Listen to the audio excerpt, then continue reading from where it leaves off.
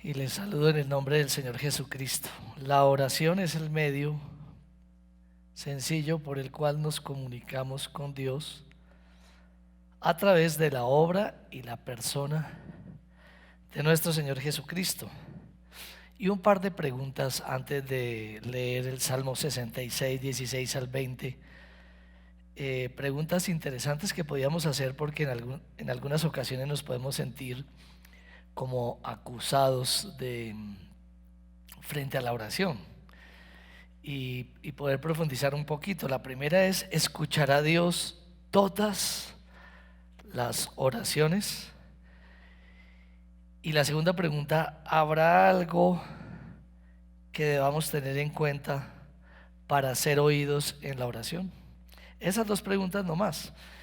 Y el tema va a ser, dentro de esta serie de varios mensajes sobre la oración, el obstáculo en la oración.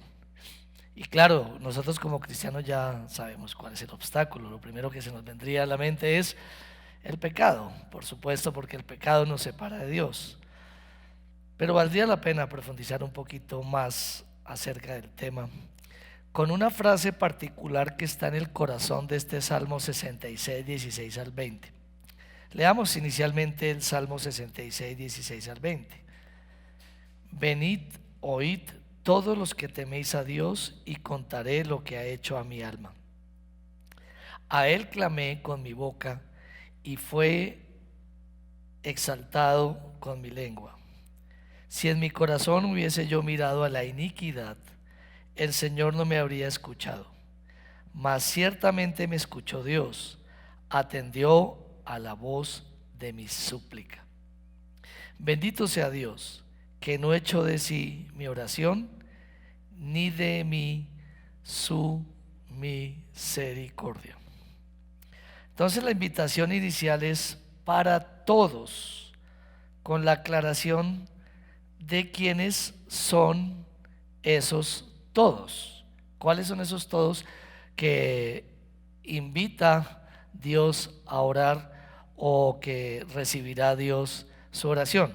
Pues sencillamente se va a referir a todos los que temen a Dios, todos los que lo respetan, lo reverencian y confían en su nombre. En el Salmo 66, que estamos meditando, David señala el obstáculo por el cual la oración no será oída ni respondida. Dice el versículo 18 así: si en mi corazón hubiese yo mirado a la iniquidad, el Señor no me habría escuchado. Puede ser frustrante porque algunos de nosotros puede ser que hemos estado orando por algunas cosas que no tienen respuesta, no tanto porque Dios no tenga el poder, sino porque hay algo que nosotros debamos arreglar, y eso sería diferente. ¿Qué puede significar esta expresión: si en mi corazón hubiese yo mirado a la iniquidad, el Señor no me habría escuchado? Dos cosas. Primero, lo que puede significar esta expresión es que Dios quiere realzar su gracia sobre todas las cosas. El realce de la gracia de Dios realza la gracia. David entiende que aunque ha recibido el perdón, él ha recibido el perdón, no se ocupará de lo que ha sido, no estará ocupado de aquello en lo cual, de aquellas cosas que ha sido perdonado, de aquellas cosas que Dios le ha dado escape y libertad. Él no va a estar en esos terrenos y él no se va a ocupar en esas cosas que ya han sido perdonadas. En otra parte, David declaró cómo fue libertado y restaurado por la iniciativa de la gracia divina. El Salmo 32 atrás, él, después de haber cometido un pecado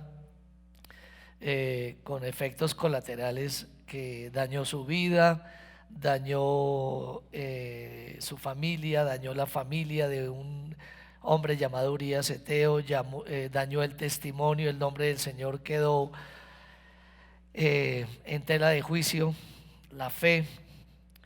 pero fue perdonado. El Salmo 32, 1 y 2 dice: bienaventurado aquel cuya transgresión ha sido perdonada y cubierto su pecado. Bienaventurado el hombre a quien Jehová no culpa de iniquidad y en cuyo espíritu no hay engaño. Si usted sigue leyendo el Salmo 32, se va a encontrar que dice: mientras callé, se envejecieron mis huesos en mi gemir todo el día, porque de día y de noche se agravó tu mano, y mi sequedad se convirtió, y mi verdor, perdón, se convirtió en sequedades de verano. Entonces dije: confesaré mis transgresiones a Dios, el cual fue amplio en perdonar y bueno. Y ahí sigue el texto y nos va a hablar que Dios volvió a hablarle a David. Lo que está diciendo David es que Dios no tolerará conductas abiertas de pecado. No las va a tolerar. ¿Por qué? Porque es santo. ¿Por qué? Porque nos ama. ¿Significa esto que si el pecado está presente, Dios rehusará escuchar las oraciones? Bueno, sí y no, pero digamos que no inicialmente, en cuanto a que el pecado siempre está presente, porque toda oración entonces sería realmente inútil. Tenemos que recordar la doctrina de Juan. La doctrina de Juan en 3 versículos nos deja ver la realidad del pecado, el realce de la gracia de Dios, y vuelve y cierra afirmando la realidad del pecado. En 1 de Juan 1, 8 al 10 dice: si decimos que no tenemos pecado, nos engañamos a nosotros mismos. Uno dirá: pareciera obvio, pero no crea, hay gente que piensa que no tiene pecado, o que al menos no ha descubierto sus pecados, y si llegan a ser estos pequeños, se imagina que esos pecados pequeños no lo alejan de Dios.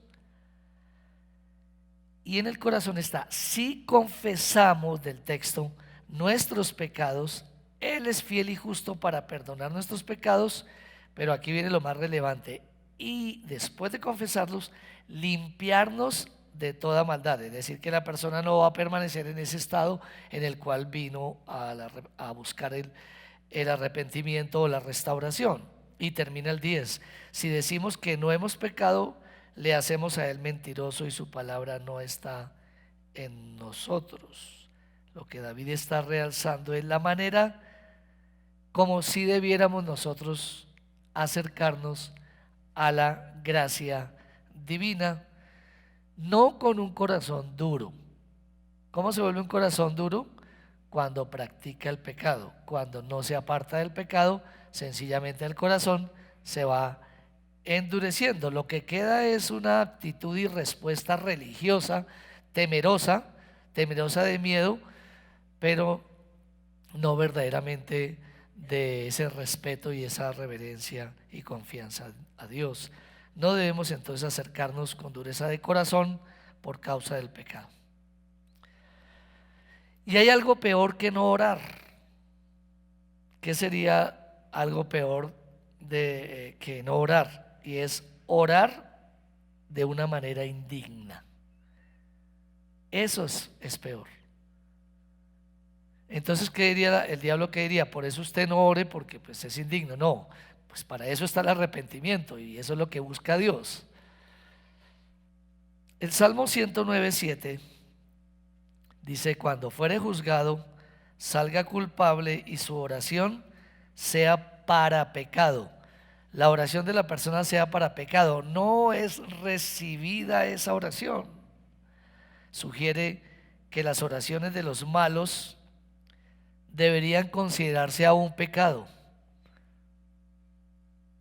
¿Cómo puede un hombre, cómo puede, siendo malos, pretender sacar cosas buenas o decir cosas buenas?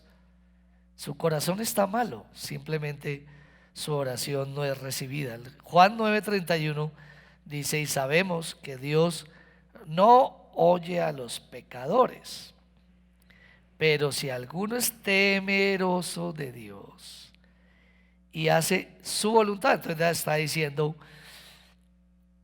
que es ser temeroso de Dios. En este contexto diríamos que Juan dice, el que es temeroso de Dios hace su voluntad. ¿Cuál es la voluntad de Dios? Que nos aportemos de lo básico que decían Hechos, de lo sacrificado a los ídolos y de toda inmoralidad. Eso es básicamente. El que es temeroso de Dios hace su voluntad, a ese oye, a ese oye. Quiere decir que a los demás el cielo está cerrado. Salomón lo dijo en Proverbios. Voy a leer dos Proverbios, 15:29 y 28:9. 15:29, Jehová está lejos de los impíos, no cerca. Por eso a veces cuando decimos que le decimos a la gente, Dios lo ama, se nos queda por allá refundido y está disgustado con todos los que hacen maldad. Dios ama las personas, pero está disgustado con todos aquellos que hacen el mal. Entonces nosotros vamos solamente diciendo la primera parte, porque hablamos de que Dios envió a su Hijo Jesucristo a morir en la cruz del Calvario, pero que las personas necesitan reconciliarse, de pedir perdón, o de lo contrario no serán oídas. Usted imagínese a alguien que está en pecado y que le digan, y Dios, es que Dios te ama. Bueno, la persona dice, bueno, qué bueno que Dios me ame, y continúa en sus andanzas. El versículo 9 del capítulo 28 dice, el que aparta su oído para no oír la ley, su oración también es abominable. No, qué proverbio, por favor, ¿verdad? ¿Qué nos vamos a imaginar nosotros? La trascendencia del pecado, cómo nos aleja de Dios. El que aparta su oído para no oír la ley, me imagino que también cumplirla, por supuesto, porque siempre va de la mano oír y obedecer, y el propósito de la ley es para ser obedecida por el poder del Espíritu Santo. Su oración también es abominable. Es decir, así es como es su conducta abominable, así también es su oración. Y así como Dios rechaza su conducta, así también Dios rechazará su oración. Dios responde la oración del justo. Santiago 5:16, dentro del contexto de las confesiones, dice, confesaos vuestras ofensas unos a otros y orad unos por otros para que seáis sanados. Ahí está la clave. ¿Quiere ser sanado? Confiese su pecado, busque a alguien. Cuando uno no puede a solas con su pecado, tiene que buscar a alguien que le acompañe y le lleve de la mano, porque mire que uno muchas veces sale del templo o sale de la vida devocionaria diciendo voy a hacer esto, y el diablo pone muchos impedimentos y argumentos y circunstancias porque no quiere que nosotros nos escapemos de sus garras. Entonces necesitamos a alguien que esté orando permanentemente hasta que pasemos al otro lado y salgamos de la oscuridad. Simbólicamente y hablando particularmente de la adversidad, cuando Pedro fue metido en la cárcel, la iglesia oraba por él, le acompañaba en oración, y él estaba encadenado de pies y de manos y tenía 2 guardas, 2 soldados y las rejas y otra puerta más, y la que daba a la calle. Espero no haberle puesto más puertas a la prisión, ¿no? Y diga, no era solamente una, pero bueno. Y la iglesia oraba y al orar se le soltaron las cadenas. Los guardas, que podíamos hacer algún simbolismo como demonios, estaban dormidos. Dios permitía que no estuvieran atentos a él. Y la puerta se abrió y él fue saliendo y salió a la siguiente puerta y salió a la puerta principal que da a la ciudad y fue y golpeó a donde estaban la iglesia haciendo oración por él. Confesaos vuestras ofensas unos a otros y orar unos por otros. Necesitamos la iglesia para que seáis sanados. Hay gente que sufre y no quiere compartir lo que le pasa en la iglesia y va y busca en otra iglesia. No estoy hablando de tiempos pasados, aclaro, sino muy recientes, de esta semana que me enteré. Gente buscando otras iglesias y otros pastores porque quizás le da pena contar aquí lo que le pasa y quiere mantener su apariencia, sin percatarse que la persona que tiene al frente es una persona igual y que tiene dificultades y que en ocasiones ha usado a alguna persona o algún grupo para decir: quiero que oren por mí porque me siento en prueba o en tentación. La oración eficaz del justo puede mucho. Que no debemos perder de vista que no somos justos en nuestra vida diaria. No somos justos en nuestra vida diaria. Sí estamos vestidos de la justicia en Cristo por siempre, pero no somos justos. Todos nos equivocamos diariamente. Por lo cual estamos llamados a pedir perdón por nuestras deudas y transgresiones siempre. Mientras decía alguien que mientras que tenía esa experiencia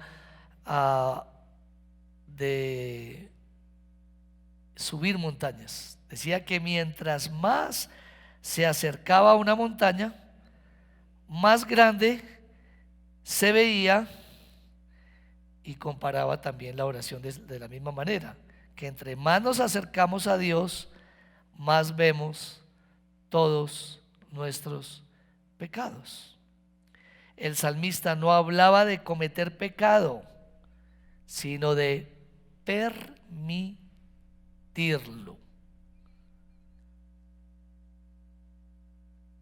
No habla de cometer pecado, sino de permitirlo. Estamos llamados a no permitirnos, a no permitir el pecado. Y eso nos lleva al segundo punto. ¿Qué significa esta expresión del salmista? Si hubiera yo mirado mi corazón, mi maldad, lo que había dentro de mí, el Señor no me hubiera escuchado.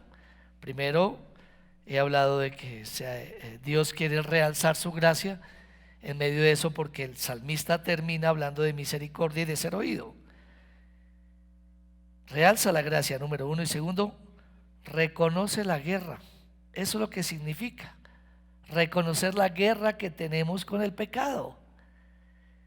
Doctrinalmente, esta doctrina de pecado hablará de la contundente victoria sobre el pecado que tuvo Cristo en la cruz. Él tuvo la victoria,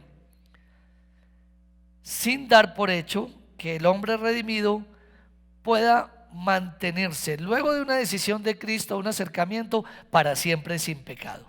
Eso ya lo dijimos con Primera de Juan y no lo vamos a repetir, sino más bien que el creyente, el temeroso de Dios, se encuentra en una batalla a muerte con el pecado, y esto hasta que Cristo vuelva a aparecer por segunda vez.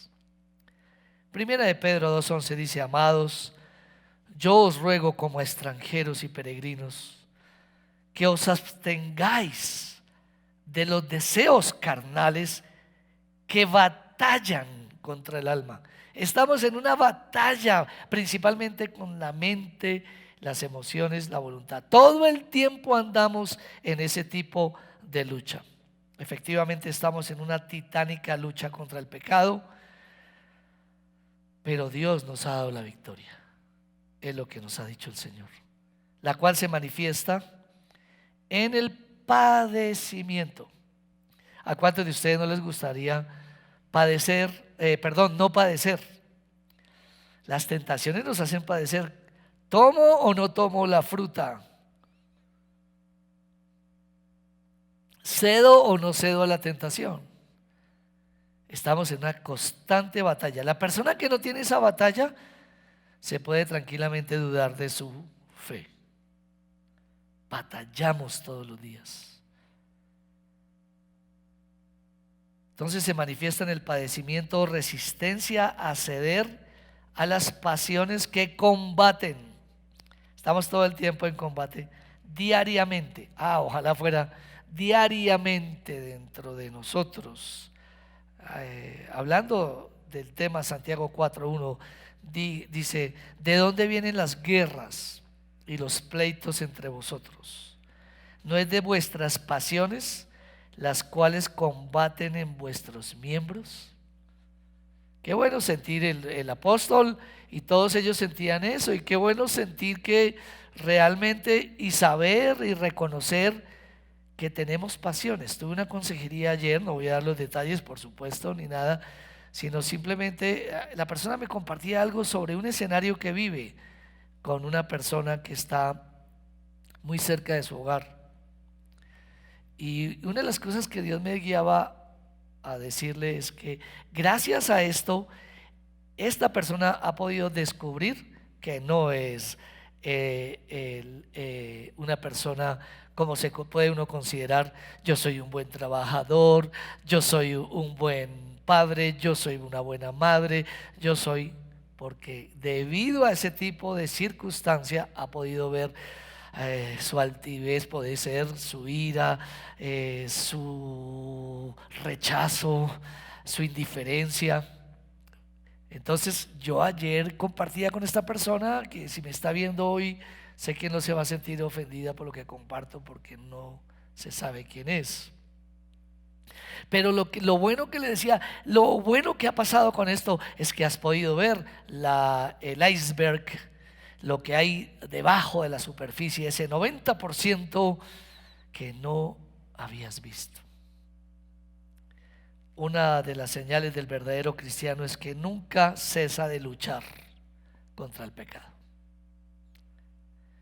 No siempre gana. Nota el idealismo que uno puede tener. Uy, el pastor se las debe ganar todas porque es el pastor. No, hay varias derrotas por ahí. Con razón el apóstol Pablo, bueno, ahí pareciera que me quisiera justificar, pero no es mi intención. El apóstol Pablo dijo: derribados, pero no destruidos. Y podemos ser derribados. Vimos defectos en el apóstol Pablo, por supuesto, cuando discutió con Bernabé y se alejó de él y no quiso por nada que Juan Marcos le respirara en el hombro y orara con él y fuera a acompañarlo a su misión. No podía tolerar que alguien que haya dejado el camino ahora pretenda, como si nada hubiera pasado, seguir adelante. Y bueno, también cuando estuvo frente a las autoridades, que pidió disculpas o perdón por ir contra el siervo encargado, el príncipe encargado de Dios para lo que él estaba enfrentando. Y bueno, más podríamos decir de lo que nos pasa a todos. No siempre ganamos. Como lo dice el escritor bíblico Santiago 1, 13, 15: cuando alguno es tentado, no diga que es tentado de parte de Dios, porque Dios no puede ser tentado por el mal, ni él tienta a nadie, sino que cada uno es tentado cuando de su propia concupiscencia, deseo interno, que usted lo tiene y yo lo tengo. ¿Lo ha experimentado en estos días? Ese deseo interno de hacer algo malo, de odiar, de vengarse, de algún aspecto lujurioso. La concupiscencia, después que ha concebido, da a luz el pecado, y el pecado, siendo consumado, da a luz la muerte. Si uno que se denomina creyente o se llama hijo de Dios llega a rendirse en esta batalla, llega a rendirse en esta lucha, ya permanece en el pecado, entonces realmente ha aceptado el mal y lo ha legitimado. Segunda de Pedro 2:20: ciertamente, si habiéndose ellos escapado de las contaminaciones del mundo por el conocimiento del Señor y Salvador Jesucristo, enredándose otra vez en ellos, son vencidos, su postrer estado viene a ser peor que el primero. Es triste que nos veamos en alguna época de nuestra vida actuando de una manera que podíamos decir: me desconozco, yo venía bien, yo venía entendiendo la fe bien. ¿Por qué? ¿Hasta dónde va el alcance de mi imaginación y hasta a dónde va el alcance de la potencialidad de mi pecado? Por lo tanto, no debemos aferrarnos a ninguna clase de pecado o especie de mal. No aferrarnos. Admitir que a veces nos toca, pero inmediatamente huir o sacarlo de nuestra vida. Por medio de la oración y por medio de la acción. De la oración, claro. Reprender. Pero cuidado. Hay hermanos que tienen esa fórmula solamente de reprender, pero no de que el Señor reprenda por ellos. El Señor debe reprender por ellos y también uno debe reprender. ¿Cuándo debo reprender? Cuando tengo autoridad. ¿Cuándo no debo reprender? Cuando no tengo autoridad. Señor, reprende al enemigo en esto. O cuando veo que es algo muy grande, puedo asociarme con otras personas. Pero hay personas que pueden dejarnos esa idea de que siempre debemos reprender y a veces somos más apabullados porque sencillamente nuestra alma no está en rectitud con Dios o estamos heridos en batalla y necesitamos que Dios, por medio de los hermanos, venga un hermano y reprenda en nuestra vida lo que existe.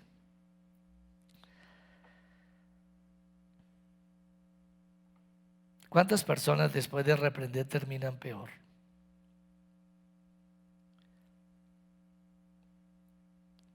Debemos sacar el pecado de nuestras vidas. Y la mejor fórmula, hermanos, en cuanto a la guerra espiritual, puede ser que me quede corto y puede ser que yo tenga un énfasis en eso. Y pueden haber otros énfasis que los admito, que pueden haber y han funcionado en otros, de tal manera que usted reciba este énfasis y clasifíquelo, depúrelo con los énfasis que usted ha escuchado. Para mí no hay otro versículo mayor. Someteos, Santiago 4:7, someteos pues a Dios. Primero, resistid al diablo. Segundo, y tercero, como consecuencia, huirá de vosotros. Creo que ese es mi manual de liberación. Creo que ese es mi manual de guerra espiritual. Acompañado de eso, el ayuno, la oración, reprender, echar fuera, pero mi base, mi núcleo es ese. Espero que algún momento pueda ser útil para su vida, o si usted tiene otro núcleo, otra clave, perdón, algo clave, pues usted tranquilamente lo puede usar. Debemos sacar de nuestras vidas el mal. De lo contrario, arrojaremos una oscura sombra de duda sobre la validez de nuestra condición de hijos de Dios, porque la Biblia dice que debemos parecernos a nuestro Padre, y si nuestro Padre es santo, nosotros debemos ser santos en toda nuestra manera de vivir. Pero si nuestro padre es el diablo, pues con mucha lógica, si permanecemos en el pecado, estamos diciendo que somos sus hijos. El Salmo 66, 16 al 20, termino: venid, oíd todos los que teméis a Dios, y contaré lo que ha hecho a mi alma. Ha liberado mi alma. A Él clamé con mi boca y fue exaltado con mi lengua. Si en mi corazón hubiese yo mirado a la iniquidad, el Señor no me habría escuchado. Pero mire cómo termina el Salmo: mas ciertamente me escuchó Dios, atendió a la voz de mi súplica. Bendito sea Dios, que no echó de sí mi oración, ni de mí su misericordia. La oración es el medio por el cual nos comunicamos con Dios a través de Jesucristo. Y hemos dado de pronto una parte de la respuesta a esas dos preguntas con las cuales iniciamos el mensaje. La primera: ¿escuchará Dios todas las oraciones? Y la segunda: ¿habrá algo para tener en cuenta para ser oídos? ¿Algo que tengamos en cuenta para ser oídos? El tema ha sido hoy el obstáculo en la oración. Oremos. Padre, te bendecimos, te alabamos y te glorificamos. Reconocemos que mientras estemos aquí fallamos y pecamos, pero reconocemos que por medio de nuestro Señor Jesucristo, el Espíritu Santo en nuestra vida, viene el temor de Dios para hacer tu voluntad, de tal manera que podemos orar a pesar de nuestras caídas. Te alabamos y te bendecimos y decimos, como dijo el salmista: bendito seas tú, que no echaste de sí nuestra oración, ni de nosotros has echado tu misericordia. En Cristo Jesús. Amén.